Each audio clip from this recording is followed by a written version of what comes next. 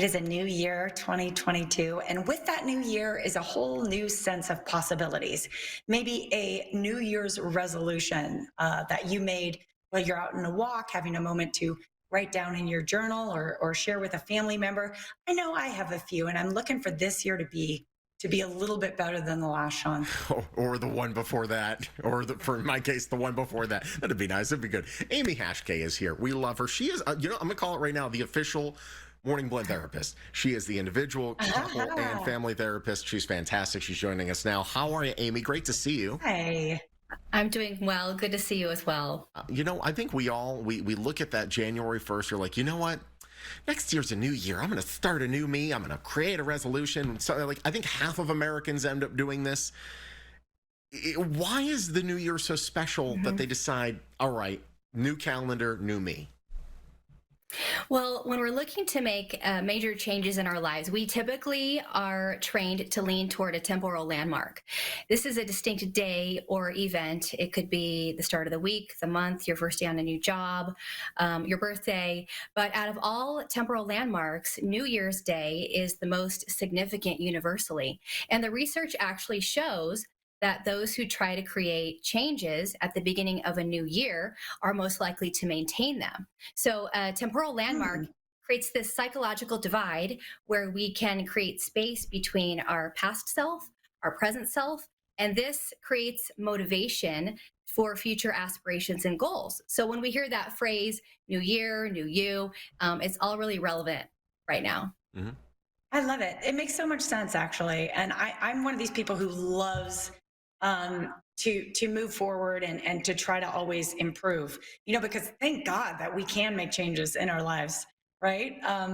That's a blessing. So with these changes, though, I know that the new year is a great time to do it, but it is not always easy to succeed. And I think what we talk about every year, Amy, by the end of January is that we start to fall off with these intentions. So how can we succeed? Resolutions simply fail because behavior change is really difficult. And if you add to that, we are moving further away into the year, away from that temporal landmark of New Year's Day. And so all the significance that we attach to that also can fade as well. So add to that, a lot of our resolutions tend to be really ambiguous or vague. We'll say things like, I want better work-life balance this year. Well, what does that actually look like? So if there's poor planning and there's not a step-by-step process, the execution is going to be really poor. Yeah. So then how do we make these resolutions stick? What do we do to make sure they actually work? We have to talk about timelines, a tough love conversation about timelines. So if you're one of those folks who only makes sweeping resolutions once a year, there's going to be very little to no realistic hope of achieving them. So we should be thinking about and setting our goals and refining them monthly, if not weekly. So we want to set resolutions that are specific, they are measurable, realistic, and time specific. So they need to have an end game. How do I know when I've reached my goal? Add to that an accountability partner, somebody who is aligned with your resolution, and you can also support one another throughout the year. Yeah, accountability partner makes a lot of sense. That sounds good. At least someone to encourage you, I think, as well. I think it's always great when someone can reflect back to you that they believe that you can kind of accomplish what you had in mind. Making resolutions during COVID, it can sometimes be a little different. I mean, for one thing, I know that we keep having to kind of withdraw our involvement in in-person events. Have you seen that come up, Amy?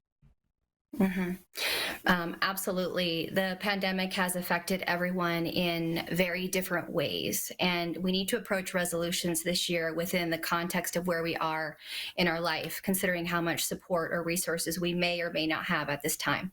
But one common thread that I have seen is the feeling that life has been on hold. And that can create feelings of pressure to make drastic changes, to feel like we need to make up for lost time. That's going to be really normal. But adding to those very difficult dynamics, make sure that your resolutions are also not an exercise in self punishment. So we can tend to choose things that are not really pulling from our strengths or our existing skill set. And then we're setting ourselves up for failure. So focus on your existing strengths, keep things very simple and realistic this year. And I think, and always, and just really work to stay positive, be adaptive and ready for setbacks. We are in an unexpected time. We don't really know what's coming and what's next. Wait So till you've that got to Omega roll variant with comes. things. Yeah, exactly. No doubt. So we got to be on our toes. Amy, you're Oh my fantastic. We appreciate you having Happy having some New time Year. for us, and a happy New Year to you. Happy New Year to you. And Happy New Year. I might be seeing you soon, Amy. Oh, could use it. All right, I'm ready. There we go. Me too. Shrinkinthecity.com if you want to learn more about Amy. She is fantastic. Her number's right there on the screen. You could also follow her on social at Amy Hashk.